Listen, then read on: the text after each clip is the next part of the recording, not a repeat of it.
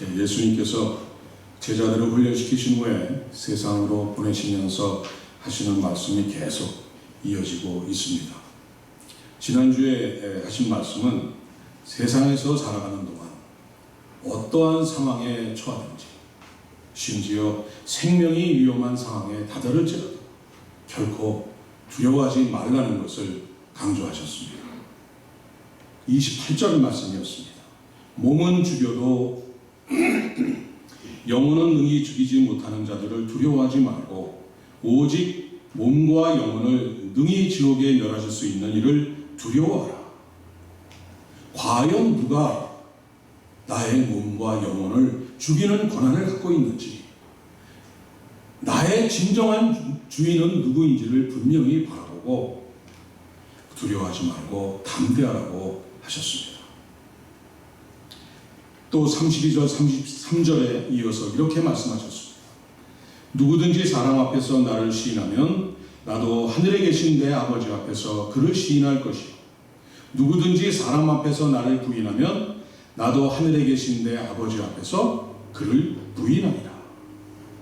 언제 어디서나 어떠한 사람을 만나든지 간에 우리 입술의 말과 삶과 행동으로 온 몸으로 하나님의 자녀된 그리스도인이 된 것을 증거하며 증명하며 살아가라고 말씀을 하셨습니다. 이어서 주시는 말씀이 오늘의 본문입니다. 우리 다 같이 34절을 한 목소리로 보십니다. 내가 세상에 화평을 주러 온 줄로 생각하지 말라. 화평이 아니요 검을 주러 왔노라. 지금 제자들이 정신을 차리지 못할 정도입니다.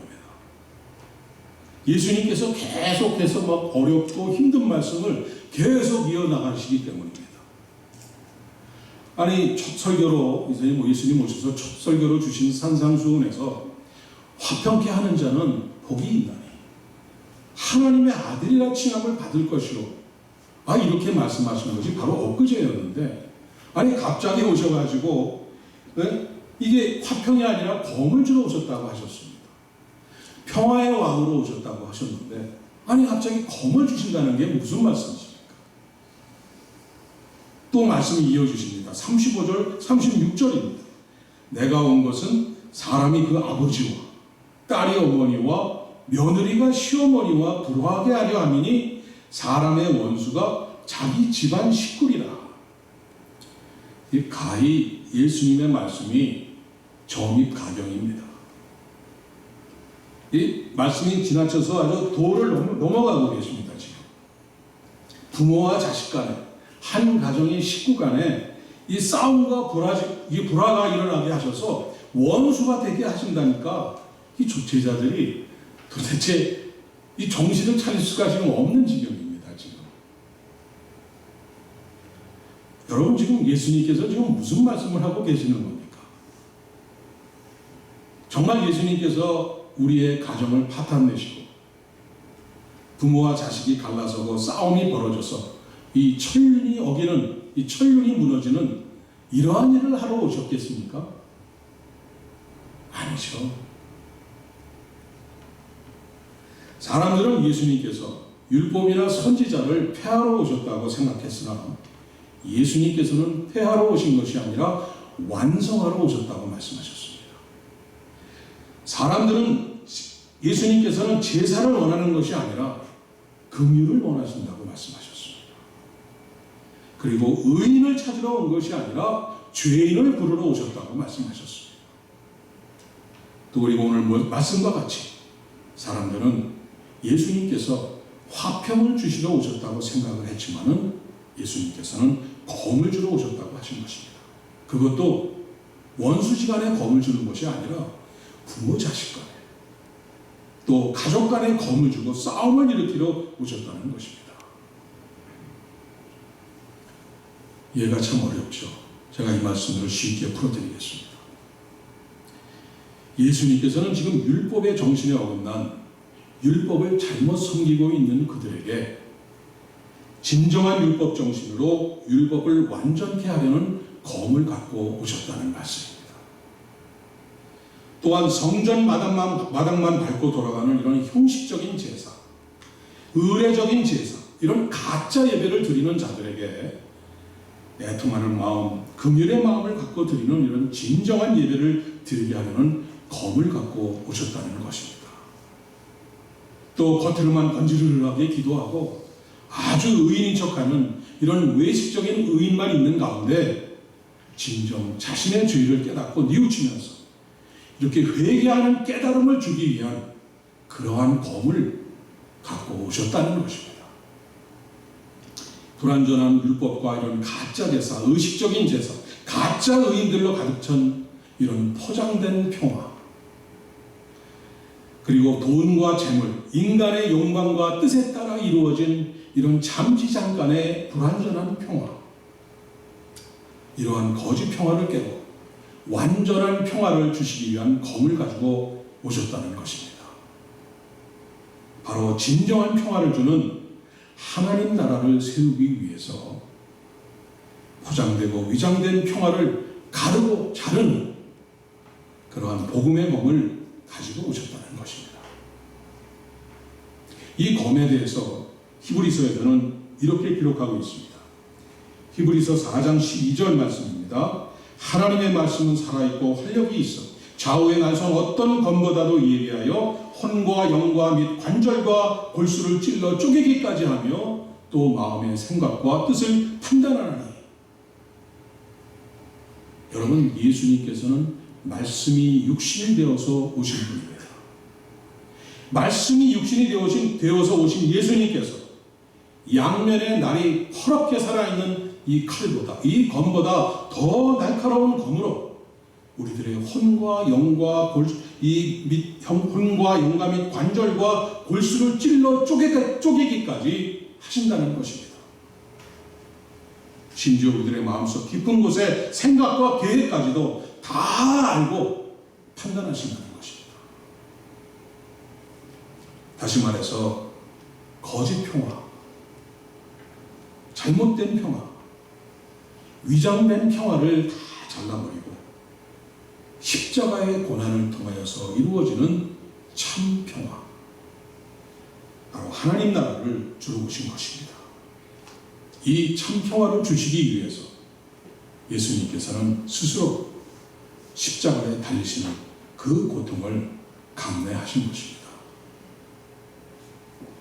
영광의 부활이 있기까지 십자가 고난이 있었듯이 참 평화가 임하기 위해서는 환난과 핍박을 감수해야 되며 심지어 가족들 간의 불화까지도 잘 감당해야만 한다는 것입니다.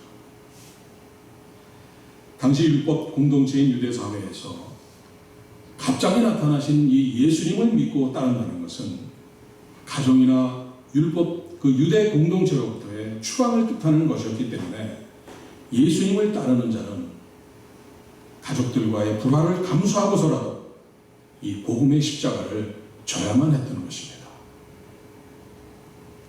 예수님의 탄생과 마지막 때에 대해서 예언한 이 구약 미가 7장 6절에 이렇게 기록되어 있습니다.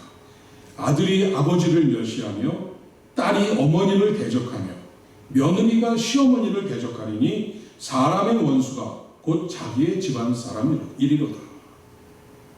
오늘 본문과 똑같은 말씀입니다. 메시아가 오실 때에 일어날 일들을 예언할 이 미가 선지자가 기록한 이 구절을 메시아로 오신 예수님께서 오늘 본문을 그대로 인용해서 직접 말씀하신 것입니다.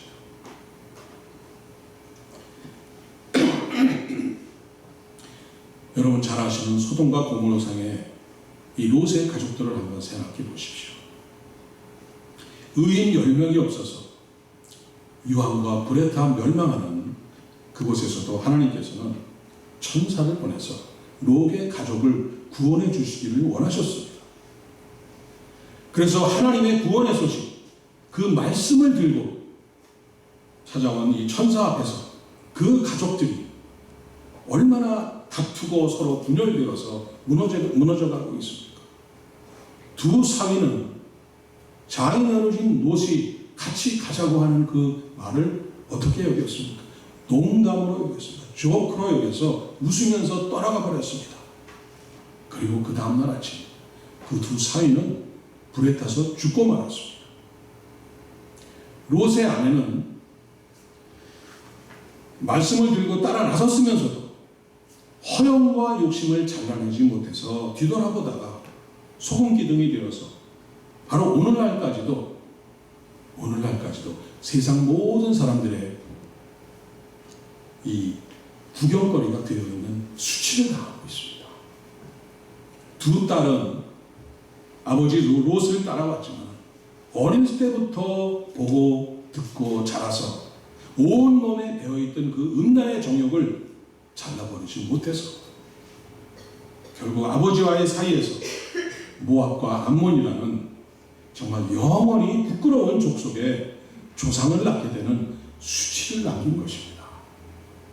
이 가족이 무너지는 과정을 한번 보시기 바랍니다. 바로 오늘 예수님께서 검을 주러 왔다고 하시는 말씀은 복음을 들고 나아갈 때, 우리가 진리로 나아갈 때 진리와 가짜가 구분이 되고 또 가짜가 변화돼서 진리로 변화되는 과정 속에 마치 검에 의해 찔리고 갈라지는 듯한 그러한 이 분열과 찢어지는 아픔과 또 고통이 뒤따르는 것은 다른 것을 말씀하시는 것입니다. 여러분들이 이 십자가 복음을 처음 접하고 받아들였던 때를 한번 기억해 보시기 바랍니다. 예수님을 알기 전에, 예수님을 만나기 전에, 이 십자가 복음의 진리가 내 안에 들어오기 전에는 평안했습니다. 거리끼는 것이 없었습니다. 나의 주인은 바로 나였기 때문에 내가 결정해서 내 마음대로 살아가는 아주 지극히 자유롭고 평화로운 시기였습니다. 사회적인 이 도덕과 윤리, 이 법 테두리 안에서 적당히 잘 지키며 살아가면 아무도 나를 건드리지 않고 아무도 나를 방해하지도 않는 그야말로 내 세상이면서 아주 행복하고 아주 내 마음대로 만끽하던 세상이었습니다. 그런데 어느 날 모태신앙으로 습관처럼 다니던 교회에서 늘 들어오던 그 십자가 복음이 어느 날 갑자기 내 가슴을 쑥쑥 찔리기 시작을 합니다. 친구 따라 한번 방문하기로 한 교회에서 들은 그 설교 말씀이 일주일 내내 내 마음과 머릿속을 떠나지 않고 나를 괴롭히기 시작을 합니다. 어느 날 장보러 갔다가 은혜와 평강교회 어느 집사님이 전해준 그 전도지와 설교 CD를 들었는데 가슴이 저려오고 마음이 물렁거리기 시작을 합니다. 마치 메아리 치듯이 계속 귓가에서 반복해서 들려오기 시작을 합니다. 가슴이 아프고 살아온 인생을 되돌아보게 하는 이런 괴로운 시간이 시작이 됩니다. 그리고 눈물이 나기 시작을 합니다. 밑도 끝도 없는 눈물이 나오기 시작을 합니다. 갈등이 시작되고 영적인 이 내적 전쟁이 시작되었기 때문입니다. 바로 말씀의 검이 내 속에 들어왔기 때문입니다. 유교 집안인데 아버지에게 교회에 가겠다고 했다가 불호령을 맞습니다. 절에 불공 다니는 시어머니에게 교회에 간다고 했다가 외출 금지령을 당합니다. 가정의 불화가 시작된 것입니다. 분열이 일어나기 시작합니다. 이 십자가 진리의 복음이, 말씀의 이 진리의 검이 이 가짜의 가정의 가짜, 이 가정의 가짜 화평의 이 그 평안을 이제 쪼개고 깨지게 하기 시작을 하는 것입니다. 그래서 답답한 심령을 주체하지 못하고 교회에 나와서 예배드리는 가운데, 성경 말씀을 깊이 묵상하는 가운데, 친구 따라 용기를 내어서 새벽기도 나왔다가 기도하는 가운데, 난생 처음 불러보는 찬송가와 복음성가를 따라 부르는 가운데 갑자기 가슴이 물렁거리기 시작을 합니다. 울음이 터져 나옵니다. 눈물이 솟구칩니다. 콧물을 주체할 수가 없습니다. 그 자리에 엎드려서 대성통곡이 나오고 이제까지 지은 모든 만 가지 내가 지었던 모든 추악했던 죄들이 다 떠오르고 눈물이 멈출 수가 없었습니다. 하루가 아니라 이틀, 3일, 일주일이 갑니다. 한 달이 가는 경우도 있습니다. 그리고는 성경을 읽을 때마다, 찬송을 부를 때마다, 예배당에 들어갈 때마다 왠지 모르게 눈물이 쭉 흘러내립니다. 여러분이 십자가 복음의 진리를 받아들이고 진정으로 하나님을 만나는, 진정으로 거듭나게 되는 성령 세례의 과정은 모두 이러한 과정을 통해서 일어납니다. 여러분이 말씀 읽다가, 찬송 부르다가, 기도하다가 눈물을 흘려보신 것이 언제이신지 혹시 까마득한 것은 아니십니까? 대신앙으로 하나님의 말씀을 지식으로만 머리에 쌓아두고 평생을 의례적으로 교회에 다니시던 어느 장로님이 은퇴 전에 암투병을 하시다가 진정 하나님을 만나서 이런 고백을 하시는 것을 제가 들었습니다. 하나님 말씀이, 이 생명의 십자가 복음이 이 내 머리에서 이 가슴으로 내려오는데 평생이 걸렸습니다. 하나님 죄송합니다. 하나님 감사합니다. 이제라도 깨닫게 해주셔서, 이제라도 나를 만나주셔서, 이제까지 참으신 하나님 감사합니다. 유황과 불구덩이에서 다 죽을 이 롯의 가족을 살리기 위해서 하나님의 말씀을 들고 찾아온 천사와 같이 오늘날에도 여러분을 살리기 위해서 하나님께서는 천사를 보내주십니다. 건강하다, 건강하다, 평안하다, 평안하다고 살아가시는 분에게 암으로 찾아와서 뉘우치고 회개하고 구원받게 하시는 분이 하나님이십니다. 자녀들도 잘 자라서 훌륭한 직업을 갖고 있고 또 아름다운 아내와 온 가족의 건강함 속에서 모든 것이 화평하다, 화평하다, 형통하다, 형통하다 하면서 하나님을 믿고 살아가는 사람에게 든든하던 사업이 흔들리고 심지어 사업을 도산케 하는 천사를 보내서 엎드려 기도하게 하시는, 회개하고 돌아오게 하셔서 그 영혼을 구원해 주시는 분이 하나님이십니다.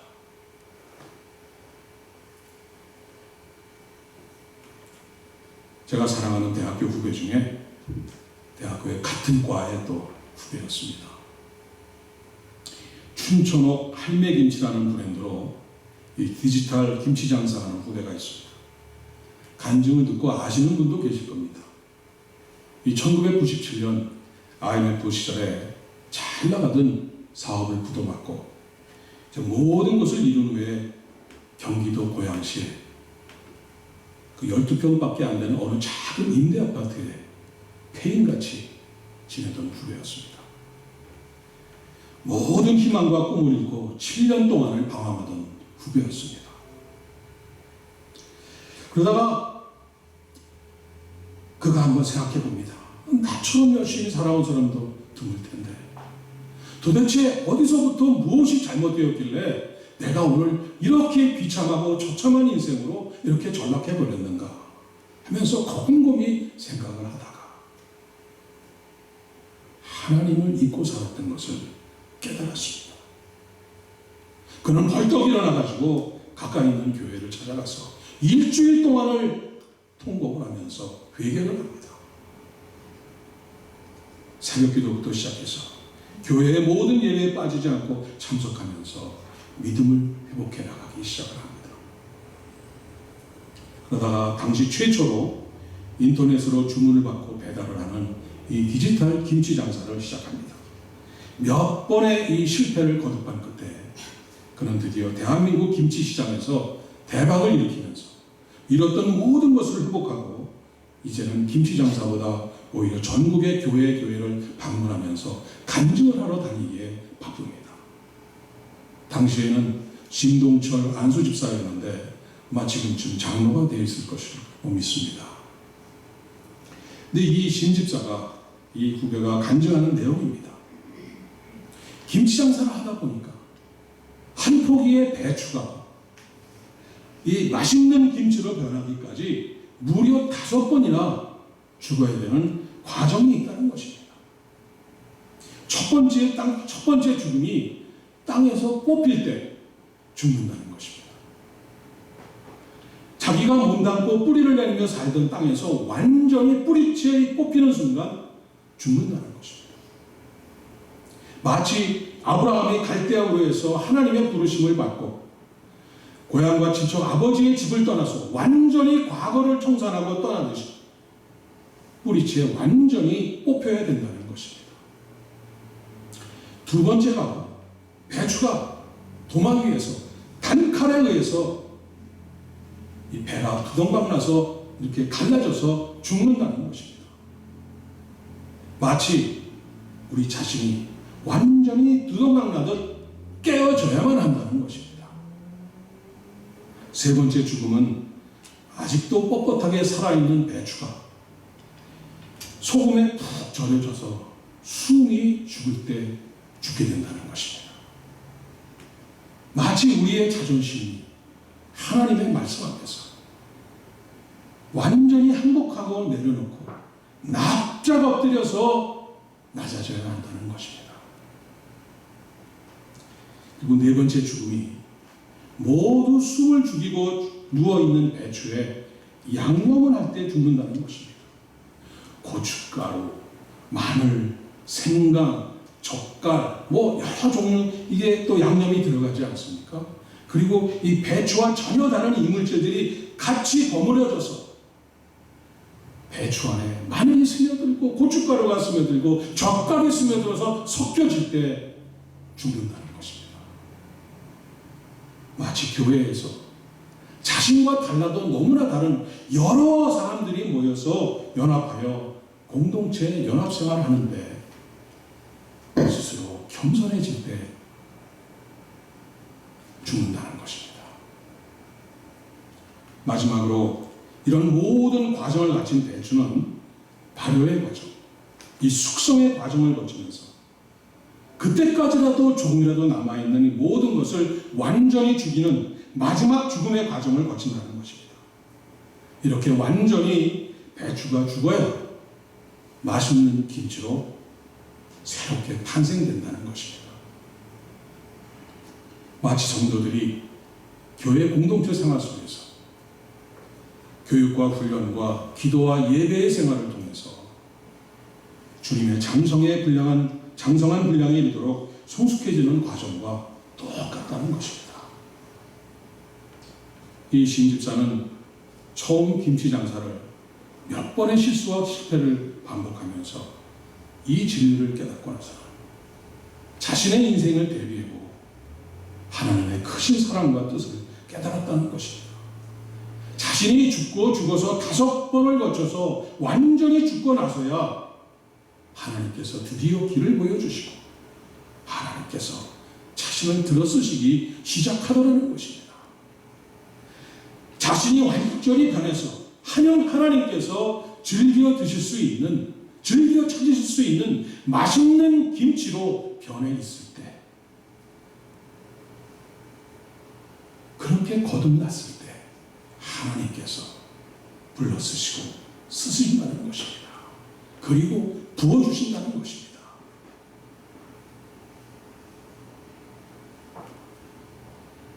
제가 여러분들에게 단언코 말씀드릴 수 있는 것은 편안하게, 화평하게, 고통 없이, 눈물 없이 찾아오는 십자가 복음은 절대 없습니다.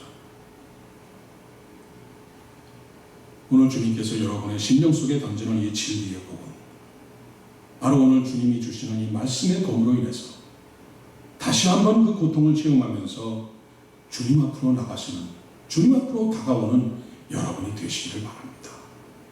진정 주님을 만나고 거듭나는 여러분이 되시기를 바랍니다. 오늘 본문에서 예수님께서 같은 말을 3번씩이나 반복하면서 강조하시는 말씀이 있습니다.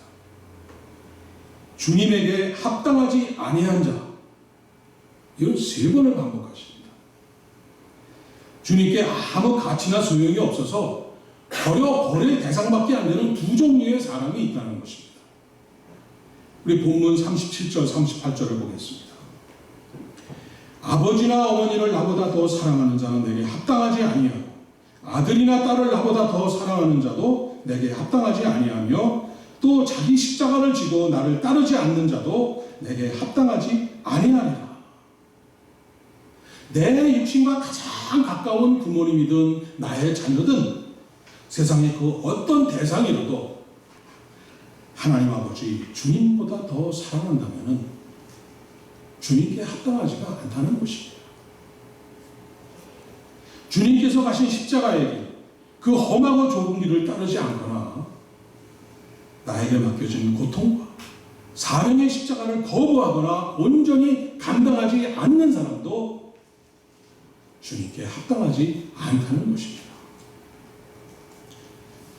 이 말씀을 3번에 걸쳐서 반복하면서 강조하고 계십니다.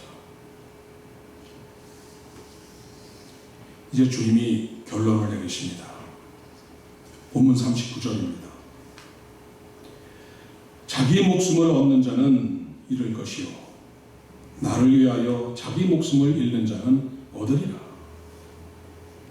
이순신 장군이 남긴 말, 생즉사, 사즉생. 이 모든 말씀을 들은 제자들은 자신의 가족들과 그 생업까지도 뒤로 하고 부르심에 즉각적으로 따라 나섰습니다. 아, 주님, 저 아버지 장례를 좀 치르고 오게 해주십시오.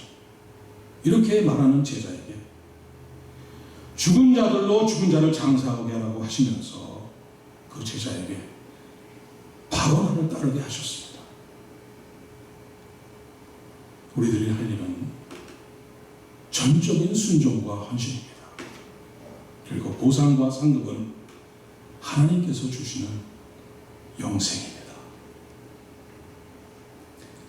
자신을 포기하지 못하고 복음보다 자신을 더 사랑하는 자에게 주어지는 것은 영원한 멸망의 심판입니다. 빌립보서 3장 19절에 이렇게 나옵니다. 그들의 마침은 멸망이요 그들의 신은 배요 그 영광은 그들의 부끄러움에 있고 땅의 일을 생각하는 자라. 영어로도 읽어드리겠습니다. Their destiny is destruction.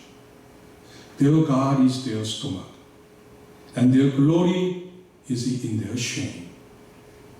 Their mind is on earthly things. 사랑하는 여러분, 바로 이어지는 빌립보서 3장 20절 말씀을 제가 읽어드립니다. 그러나 우리의 시민권은 하늘에 있는지라 거기로부터 구원하는 자 곧 주 예수 그리스도를 기다리니 그는 만물을 자기에게 복종하게 하실 수 있는 자의 역사로 우리의 낮은 몸을 자기 영광의 몸의 형체와 같이 변하게 하시리라. 우리는 미국 시민권자가 아니라 천국 시민권자라는 것입니다. 우리의 이 낮고 천한 몸을 부활하신 주님의 영광스러운 몸과 같이 변하게 해주신다는 것입니다.